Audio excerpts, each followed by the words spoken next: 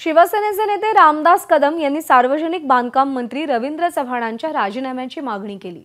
मुंबई गोवा महामार्गाच्या दुरावस्थेवरून संतप्त झालेल्या रामदास कदम यांनी जोरदार हल्लाबोल केला।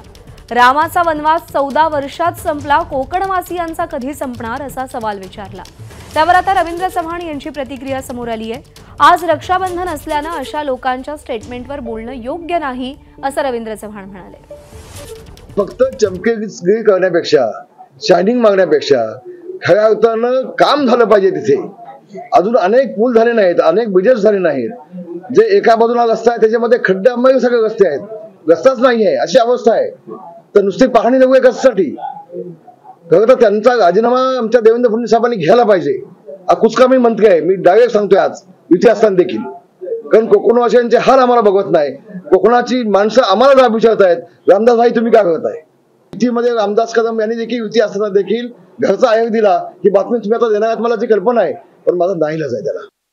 खरं तर आज रक्षाबंधन आहे आणि अशा लोकांच्या स्टेटमेंटवरती बोलणं हे योग्य नाही असं माझ्यासारख्या महायुतीतल्या कार्यकर्त्याला वाटतं।